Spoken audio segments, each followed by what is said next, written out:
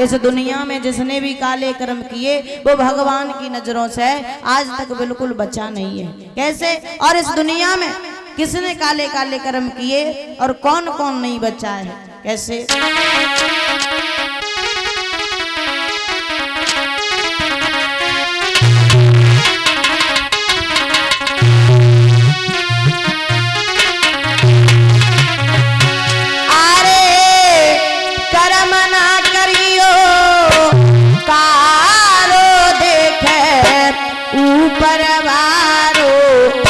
भैया देखे ऊपर वारो,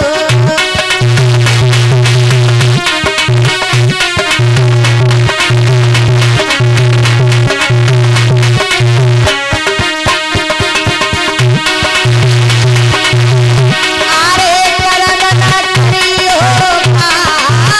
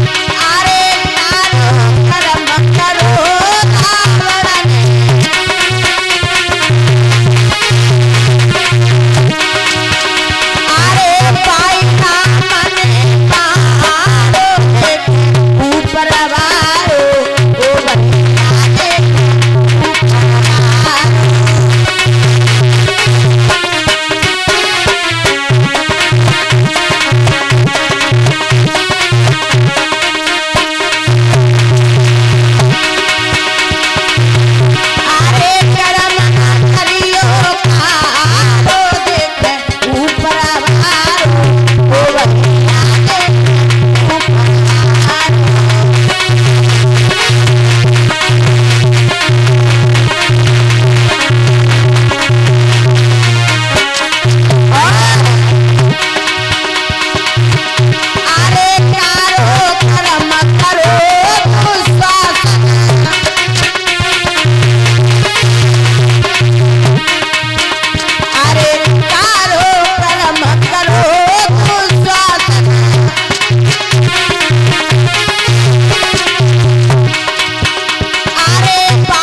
ओ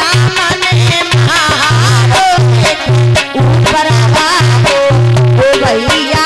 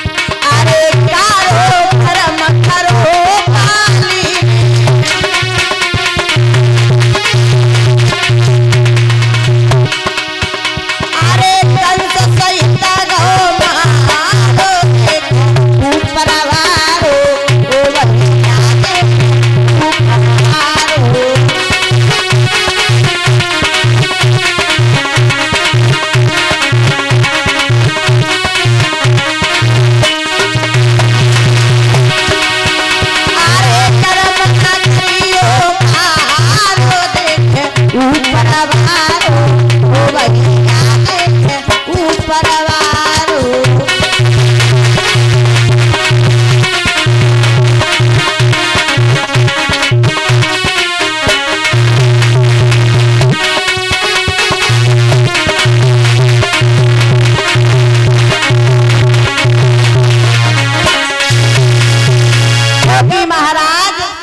इतने लोगों ने काला कर्म किया लेकिन भगवान ने उन्हें छोड़ा नहीं। बोलिए गोविंद भगवान की। इधर श्री सुखदेव जी समझा रहे हैं कि देखो राजन परीक्षित, आओ गौर करते हैं भगवान की कथा में महाराज उत्तानपाद के बारे में। परीक्षित महाराज, आप थोड़ी देर पहले कोई सी कथा सुन रहे थे, हमारे गुरुजी के मुखारविंद से कोई कथा सुन रहे थे। कौन सी सुनी तुमने? भोले बाबा को ब्याह सुनी? तो सही है, मन से सुनी है। हाँ, मन से सुनी हो बैठ के, ठीक है।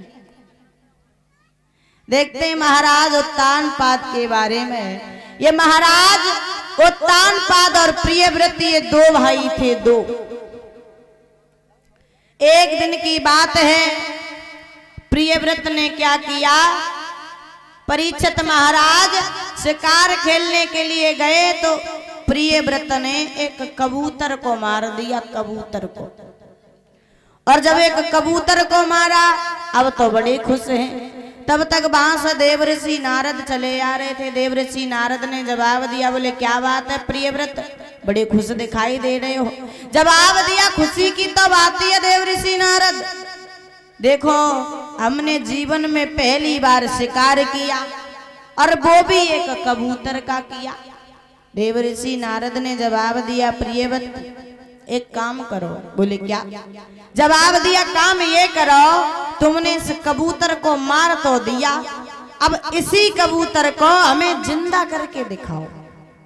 अब जैसे ही इतनी बात कही, प्रियव्रत ने जवाब दिया, महाराज कैसी बातें कर रहे हो, अरे हम इसे मार सकते हैं, जिंदा थोड़ी ना कर सकते हैं। देवऋषि नारद ने जवाब दिया, जब ये बताओ, जब तुम इसे जीवित नहीं कर सकते हो तो तुम्हें मारने का अधिकार किसने दे दिया? जवाब दिया, अरे तुम जब किसी वस्तु को जीवित नहीं कर सकते हो, किसी जीव को, तो फिर मारने का अधिकार किसने दिया तुम्हें? क्यों मारा इसे? जैसे इतनी बात कही, प्रियव्रत ने जवाब दिया, देवऋषि नारद हमसे गलती हो गई, हमें क्षमा कर दो। आज के बाद हम कभी भी शिकार खेलने के लिए नहीं जाएंगे और ना ही किसी पशु या पक्षी जानवर की जान लेंगे। जैसे इतनी बात कही, देवऋषि नारद ने प्रियव्रत को समझाया तो प्रियव्रत जो थे वो जंगल में भगवान का भजन करने के लिए चले जाते हैं। इधर महाराज उत्तानपाद जो हैं, जो पूरे राजपाट को संभालते, महाराज उत्तानपाद और इनकी पत्नी जिसका नाम था सुनीति। सु माने अच्छे और नीति माने विचार, यानी अच्छे विचारों की। महाराज उत्तानपाद के यहाँ पर भी आज तक कभी भी किसी बात की कमी नहीं हुई। कमी थी तो केवल एक बात की, कौन सी? संतान की। भगवान ने महाराज उत्तानपाद को संतान नहीं दी, बाकी सब दिया।